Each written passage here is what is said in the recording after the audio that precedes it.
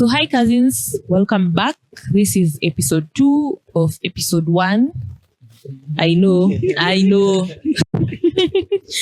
But so we are back and we are here to discuss the last 3 topics, and our 4th topic was social media.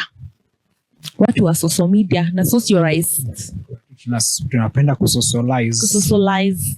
Yeah. Oh my goodness.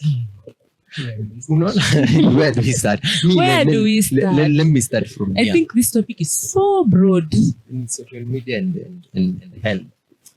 Kwa sababu mimi naonanga tumefika ile point yenye we have to show people we are doing so okay on social media that we don't really take into account how much we are affecting people. Kwa sababu imefika ile point yenye so long as I'm a socialite, let me show people how good I'm doing. And when it backfires, the whole society comes for you. Yeah. And it's ni shida tu. Hiyo ni mimi naambianga mtu kama unajua wewe ni socialite na tuseme wewe ni dancer, the rest of your life keep it keep it somewhere so that kurambia huko don't come to if this is your where you get paid from. It's like airing your dirty laundry at work. Ikitakuramba tu eventually. So it's preferable that you go to the extent to which it's necessary, but don't display the entirety of your life.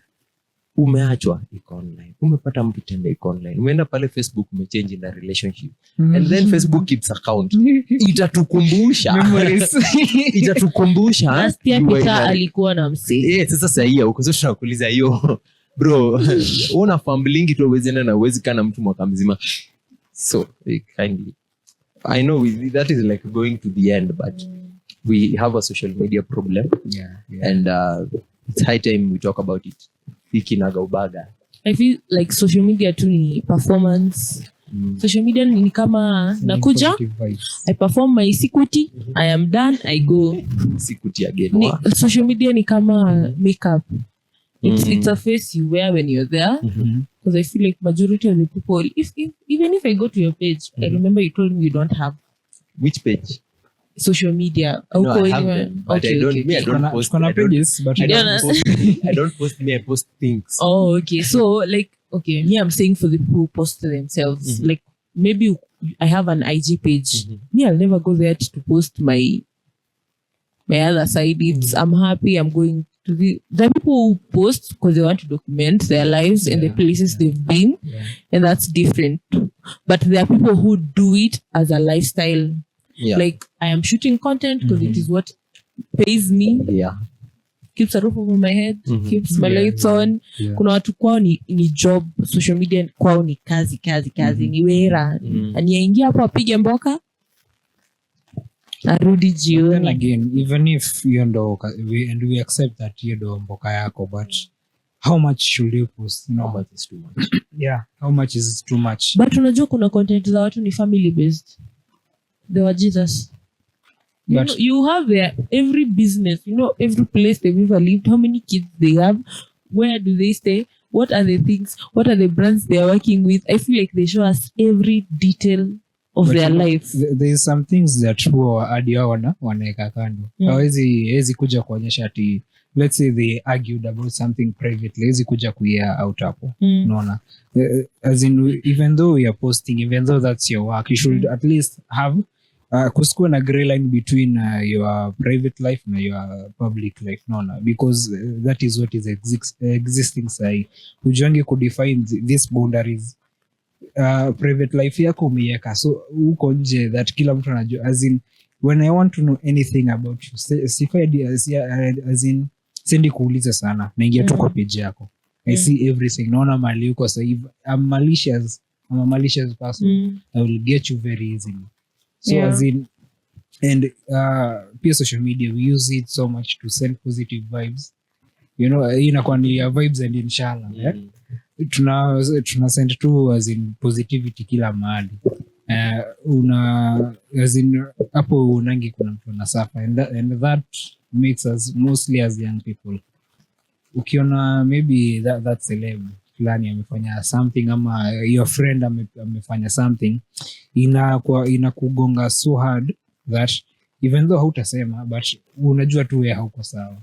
unaona, as in ina kuona msemo mwenye ameachieve something that you wanted to get, amepata ile job fulani that you are really hoping that you are going to get it, amefanya maybe amegonga milestone fulani that you are hoping to hit it there first, inakufanya azini inakurudisha chini sana, and and that thing zinatuongelea ngemo, unaweza enda uiongelea social media, msia kuja kuchekelea, unaona. So as in knowing what we are going to post and pia nini, as in having those boundaries in between what people know about you and what you are posting and your private life, inafaa kuwa something kitu yenye tusemaje, very cautious. Let's to be hiyo kitu very cautious. Sponge is trying to say we should have boundaries. Okay. But I also feel like ni because we are in an era where each generation yetu by the way near internet, near social media, and we have a lot of so-called influencers and socialites and a lot of people, Gen Z, or even we have also millennials who are still in the same thing. From I think from millennials naweza sema kuteremka ni generation ya social media. And we follow a lot of people who, I feel like we follow people who we admire or want to be like. Na ni sawa, yes. But do not pressure yourself kuishi maisha ya mtu na ujui ni nini mtu anafanya behind the scenes. You don't know what someone is doing to attain whatever they are attaining. Number 2, level yako ya life na yake maybe they're in 2 different places. Na ni vizuri kujikubali.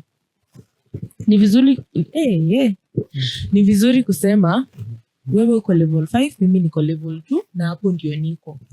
So kama unaenda trip Zanzibar and me I can only mimi nina afford maybe kufika tu hapa Kenya, maybe hapa Mombasa, because my budget maybe is 30 Gs. You can 30 ni mingi. Ndio kuna 1500. 1500 na kupeleka vacation wapi? Chukua hapa. Yeah, ndi vacation. You know, there are Kenyans who go for vacations and there are people who just chill. And then go ushago vacation yao ni ushago. You're 1500. You're fair. Amework the past 10, and that 11 is months. Okay if you can afford fair ya ushago. Nadi nyumbani. Accept penye uko na accept ile position. Maybe kuna siku utaweza ku afford kwenda hiyo Zanzibar. Just because I am alafu majority of the influencers, maybe the brand is flying me out. It is sponsoring the trip. Lakini you are pressuring yourself to do it out of pocket. And it is quite pricey. So just because I'm portraying a certain life doesn't necessarily mean that I'm doing it. Wewe umeona nimekuja nimeapproachiwa na brand ya Gordon's, nimeambiwa kujua advertise naitwa hiyo ni lika ya nini hiyo. And wewe sasa unajiambia wanakunywanga, wanaendanga out. Now you also want to match the energy and do whatever they are doing. And in real life, mtu maybe amefanya because okay, I'm being paid, I not necessarily have to do it. But since ninalipwa kufanya, wacha nikuje niunde hiyo video, wanilipe mimi niingize pesa yangu kwa mfuko, na wewe utatoa pesa yako kwa mfuko ndio ufanye. Ndio ufanye. Niliona Murugi ameweka, hata pia mimi nataka kuweka. It's let's double down to levels. Sasa si hizo za watu wanafanya vitu kubwa at a very normal level, even in our WhatsApp statuses. Friend, okay, umekuwa ukituonyesha mpoa, umekuwa ukimpost kidogo, tunaanza kukuona ukijipost peke yako kidogo ndio self-love. Woman, I'm achieving, I want to be 25. Tunajua wewe uliachwa. And you've been showing us this consistently. So when people are not okay in our generation today, we see social media as an outlet. And to people who really don't mind, you are in a relationship alone. When they were leaving you, you were alone. And you're left alone. And now you're alone again. So sasa umefika pale unajidate tu wewe peke yako, unapeleka outings, ice cream, self love, haina shida.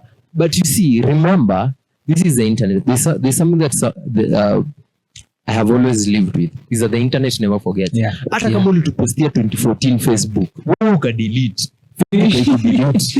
Na Google one day one time we'll recall it. Wewe kwa MCA utatoa hizo vitu kutoka kwa Google Photos ndio iko na hiyo tabia. Iko na hizo, yeah, it brings back, inakukumbusha memories, and then nakutengenezea the highlight na video. So when you double down to even the smallest of the social media, which is usually WhatsApp, which is usually a very private, it's not everybody who sees. If you want to block people, if you want to do this, it's a very private thing. But then we are still showing our lives and giving our things out to people. And then I also believe, if you're giving things on a status, you want us to see it, right? You want us to validate it. Tukikuvalidate ile wakati umevaa vizuri ukaandika hapo comments fupi tukatuma nini za fire. Kufurahia na tuka like status. Yes. Next time ukitupostia kitu hapo, usianze kushinda tukicomment wacha kushinda complaints, you know umeka. That's my humble opinion. It's not very humble, but then so let people understand there are things to put online because of your own mental health, for your own sake. There are things to put online, and there are things not to put online.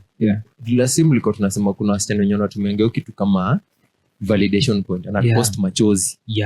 Kwa sababu wanajua kuna tu jamaa fulani 10 wenye watamtext. So WhatsApp. So anajua kuna mtu mmoja atakuja kumtext anataka either validation or genuinely they are not okay. But some of them use it for validation. Then atatextiwa na watu 10 a reply kwa wengine. Also men use it to do what? Do not just come for it. Let me ask, have you seen a man posting machozi kwa status? Yes. How many? Not one or two. Compared to your female friends? I don't have friends who do that. Najua mimi nikiingia hapa sitakosa kupata mmoja amepost nini. Hadi kwangi emoji inakonga saa zingine. You guys, coming for girl child. I'm just saying what is there. Okay, biologically, let me just digress a bit. Team strong. Women run on attention and validation. So ukimenyima hiyo anatoa wapi? That is why they will not be okay. We will get there when we get to relationship. But then when their mental state is based on such kind of things. Mnyima tu mtu attention. Kuna wasichana sasa mtu ndio aweza kutoa validation, anaitoa wapi? Social media. Kwa sababu anajua kitu DM tutamwambia uacha hiyo tabia. Tutamkanya. But then what do?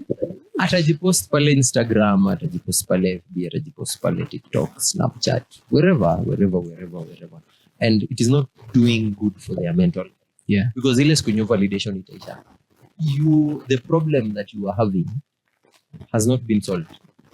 There is no solution to the actual problem underlying, but umepata validation, attention for a short while, your dopamine has hit, and now you're feeling good about yourself. But when it ends, when that goodbye or that good night or that one ends, sit with yourself now. Sit with yourself and remember, problem not yet solved. And we should also know social media is not a place where we go to get answers. You know, venye Peter amesema, social media it is, but mostly it's not. Let's say 96% of it. No, 90% of the time. Tutakuchomea. Of course. Me feel like when you're putting yourself out there, if I decide to post something that I should be able to accept the fact, I will get negative comments and also do positive. And that's the thing. We have not learned to accept those negative. Tunajua zinakam, yes, but hatujalan ku accept them. No. And we most of the time when true Peter amesema, we post for validation, not for we not tunataka maybe mtu akuwe so keen on what we are going through, but tunataka tu kuwa validated. Maybe siko sawa, si ndio? Nimekuja nimepost not feeling well, sijui, you know, those two captions tutakuja na nini. Which caption? Kuna specific captions zenye unasomanga unajua this person hapana. ama amepost ako happy ako ni but unaona ka caption na Alafu ndo amenika, I need someone to talk to. you know niko na namba ya therapist unataka no see I can hook you up with a therapist. So it's something that sijui nitasema mimi naongeanga at times na very blunt na Very much allowed. yeah, it's very much allowed. I have heard of this phrase and I believe people believe it so much. Watu wakikuongelelea you are doing the right thing. Have you heard people saying that? yeah At times you're the one who is wrong. Kuna wakati yenye wewe ndio uko na makosa na tunaongea kwa sababu uko na makosa. You're not on the right. So I believe that as we are posting online, we need to be very conscious of what we are doing. I have told people there are things I don't post on my status because I know there are people who will come to question my posting. And they will tell me, this is not your character. This is not who you are. Why are you doing that? If your emotions are not okay, can you have a break to begin with? Umeomba. Kama hujaomba, brethren, funga mlango ichukua Theophilus. Stay with him. Stay with him. Yeah. Because as Christians, we also need not to negate the place of God when it comes to emotions. Yeah. Because a majority of us to take that only spiritual things is what God can handle. We take God out of our finances. We take God out of our relationships. We take God out of our education. We take God out of our emotions. We take God out of our social media. Yeah. But in the eventuality of all these things, unajua tutaulizwa maswali kwa hizo vitu zote. But I feel like, okay, kuadd to, we turn to God most of the time when things are not working out. Yeah, to be honest, finances zako saizi ziko sawa. When you're praying about the things that are not going well. Yeah. But ile time tu finances zinaanza kuleta shida, oh God, oh Jehovah, it is inaniramba. You don't go back to God and tell God, Aki God, thank you for providing, for being present, for giving me a nice working environment. Iko sawa, the people I'm working with are good. We don't do that. But ile time uko na toxic environment kwa kazi, hey, unalilia Mungu. And I feel like we should change that. Tujifunze thanksgiving even in the middle of the happiness. Yeah, even those two little ile tu Mungu amekuamsha. It's not normal. The people didn't wake up. Yeah. Tell God thank you. Uko na job. Ambia Mungu thank you, niko na job. There are a lot of people here are jobless. Yeah. Wewe umeweza kuamka and you're healthy. There are a lot of people who wameamkia hosi direct. I feel like we should also learn kuambia Mungu. Thank you. Na tumedigress nje ya topic guys. Tulikuwa social media. Yeah, okay. We are giving just solutions. Hata wewe mwenye uko na views 2, you thank God. Mwenye hajapata views. Yeah. Sisi ndio watu. There's one thing that people don't appreciate so much, and is that by being thankful you reduce on stress. Unaona ukiweza fika pale vitu zimekataa, like you are not okay, then take a list of the things that are okay. You are alive, you are this, then start saying thank you. By the time you're living there, you'll have peace, because you'll realize the small things that you've been taking for granted are actually the things that matter in life. Yeah. People go for very high things, and those things in the eventuality of it, I usually own this mentality that at the end of the day, I will live the way I came. I will pursue everything. I will pursue being the best of the best. But at the end of all things, vile nilitoka ni hivyo tu, bado ananiita nitarudi. So all the success, all the sorrow, all the joy that will be on earth, it's a very rugged mentality. Msifikie kama mimi. Yeah, Madam Moderator. Usimu. Situchape. Muna digress. And I feel like people should learn. Ukiona watu wampost kwa social media, it's good to admire whatever people have, especially if it's something you want. Yeah. But do not live outside of your means just to do whatever other people are doing. Yeah. Jikubali ni penye uko. Have it as a goal. maybe even say, oh, let me save up for it. You don't have to spend umepewa mshahara umeenda umesplurge yote alafu. Anywho, now our fifth topic is stress. Stress. How do people have stress? What are your takes? Stress. Kila kitu siku hizi ni stress, imagine. Yeah. Everything is stressful, from waking up in the morning to sleeping at night. You just wake up and umeamka asubuhi click. Like that's the first thing that came out of your mouth. Yani leo nimeamka. And then you are like, you just look at your house like this and you click. You're like, yani hii ni mimi maisha imenifikisha hapa. Umeamka huko. And it's me here. So there are so many stresses in life. Monday being one of them. Monday being one of them.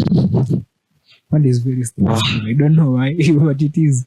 I feel like because I feel like if most people come out and they actually accept and talk about the fact they're not doing okay, yeah, it's going to be less stressful for you yourself. Because mi nakuja hapa Sponge ako sawa, Peter ako sawa, Junior ako sawa, Suzy ako sawa, niko sawa.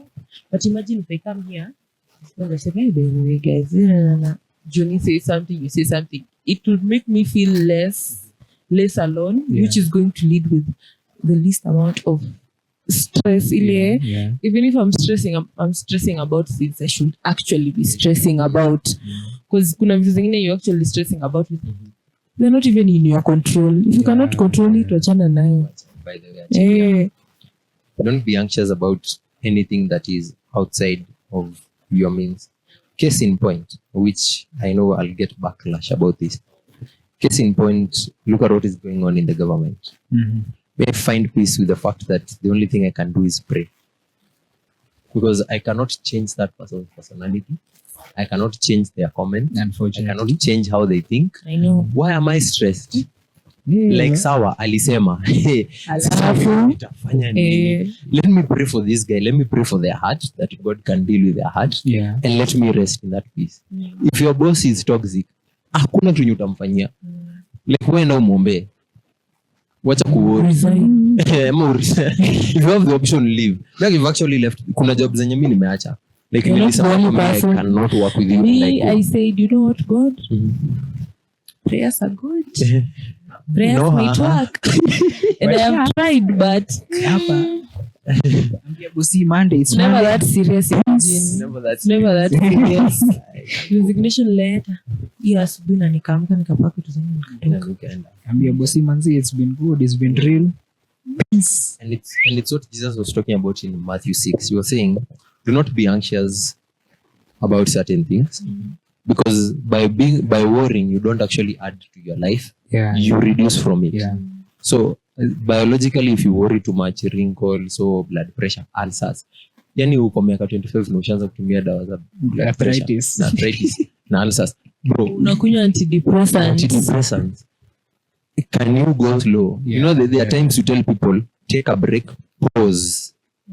Breathe in fast, pause. Imefika point sasa, things are running too fast and it's now time for you to relax.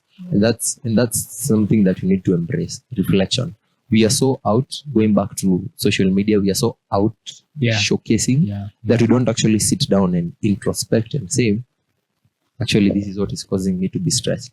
Or with some things are things you can change. You know, there are just some lifestyles that you just need to eradicate. Ikutole stress. Kuna tomba unaweza scroll Instagram ushiko na stress. Ama scroll TikTok unasikiza tu stories za mapenzi. Wewe hauna kitu yote ya life yako interesting. Hauna. You don't even have a live life. You don't even have a live life. Your love life hauna. You see happy couples on TikTok. You see people walking their pets. You see everything. And like, God, you need to mimi ulinilani ama nini? Toka hiyo TikTok. But I feel like we should not just blame that. I feel like self-acceptance. Yeah. Jikubali, hauna mtu hauna. You accept and move on. That's what I do. Hauna mtu hauna.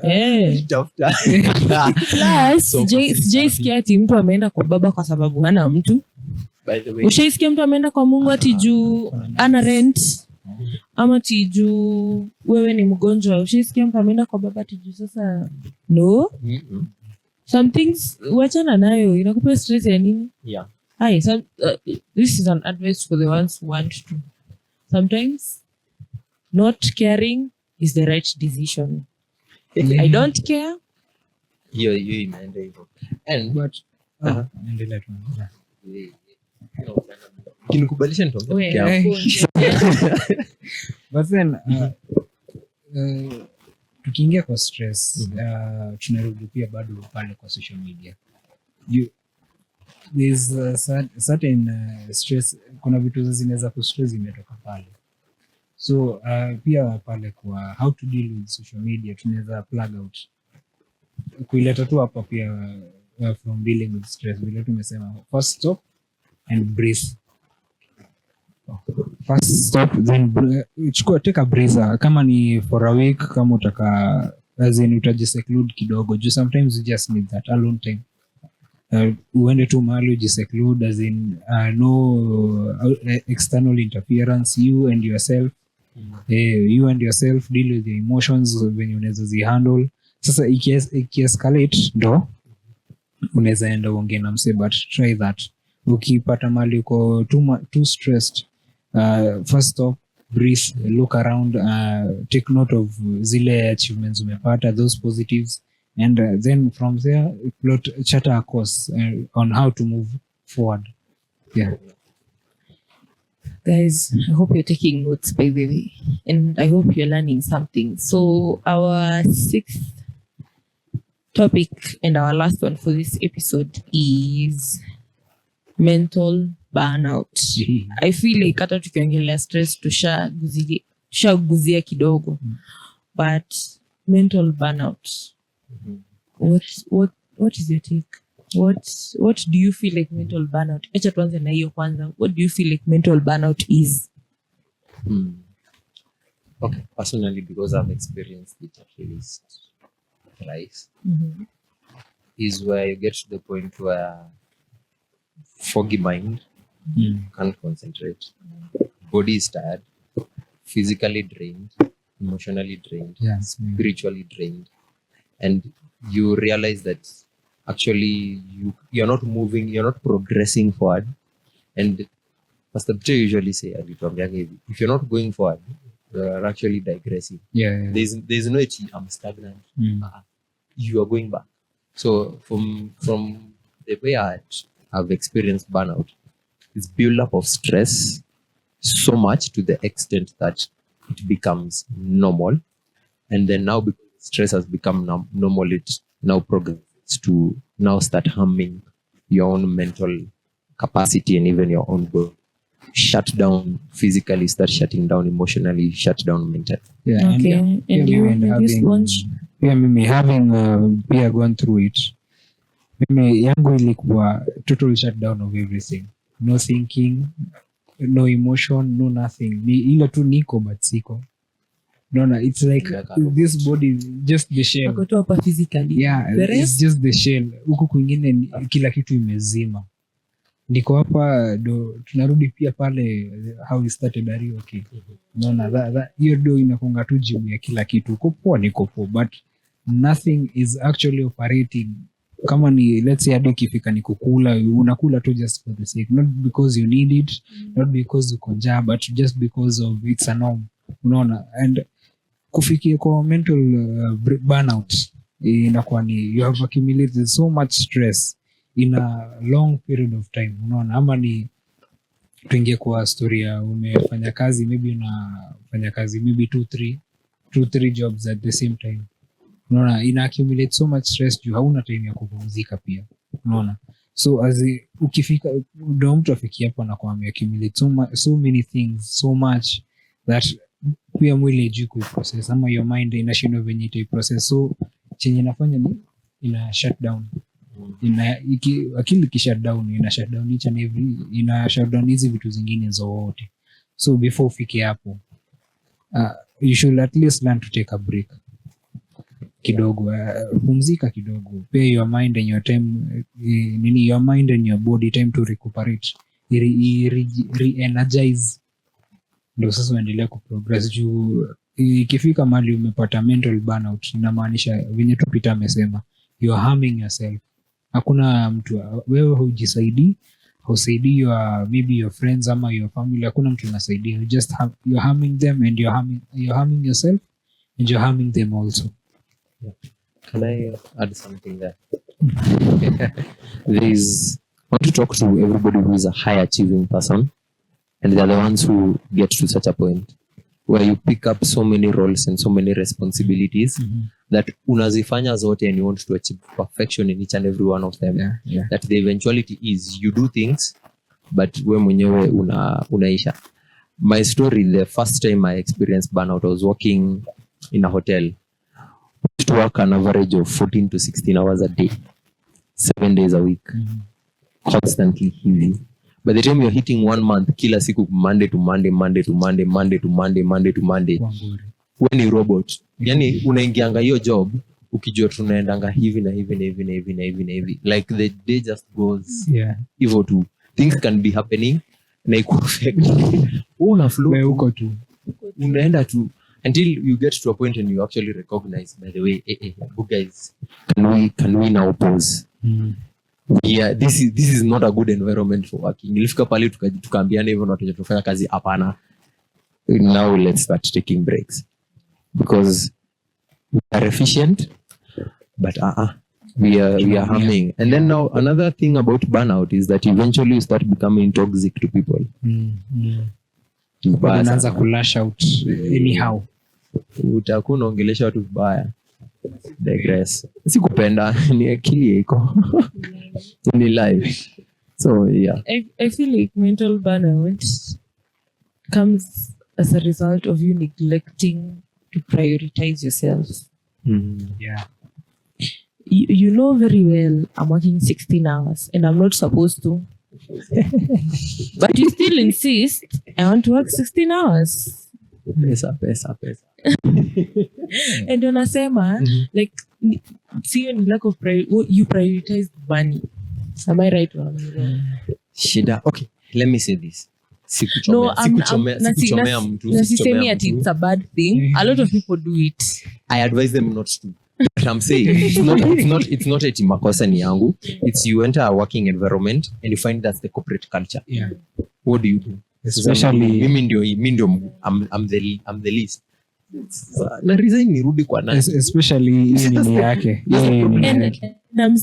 Ndo nasema like it's not a bad thing, especially if you have to. Yeah. But you will. But it's a bad thing in reality. It is because umeprioritize other things ama umeamua kuprioritize hiyo biashara, umeamua kama uliamua kuprioritize, acha ni prioritize job. But unaona ili catch up na wewe eventually. That is what I'm saying. If ukilak tu kujiprioritize wewe mwenyewe as a person kidogo, it normally itakucost kitu na utalipia. Utalipia ni either fatigue itakuweka chini or something, ama utaanza kumeza hizi dawa za antidepressant. That is why a lot of people have mental issues. Mtu akona sijina anxiety, uko na depression, people are self-harming. Kwa nini you decided to prioritize something else? And now it is getting to you. And the only way you can deal with it is 1, 2, 3, 4. But the way you're dealing with it, it's not the right way. I think we should look at coping mechanisms kidogo. Yeah. Before to look at coping mechanisms, kizungu, kuna issue ya mental health, which we really do not look at sana. Let me just say that. As in, it is out there, but it is not out there. Tunajua kuna story na mental mechanism, kuna mental health. Kuna story na mental health, but we don't really concentrate on it sana.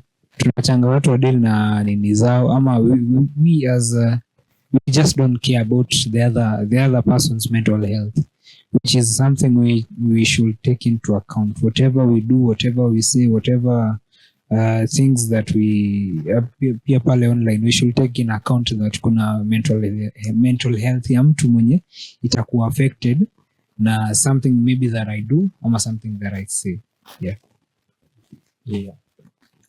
So I think we are just going to mention, not discuss, some of the things that I think we can do better with the culture of I'm okay. Some of the things we can do better, and some of the coping mechanisms we can just include statements.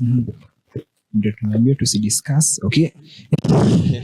So number one is let us learn to be vulnerable to the right person, not just vulnerable to the right person ama right people.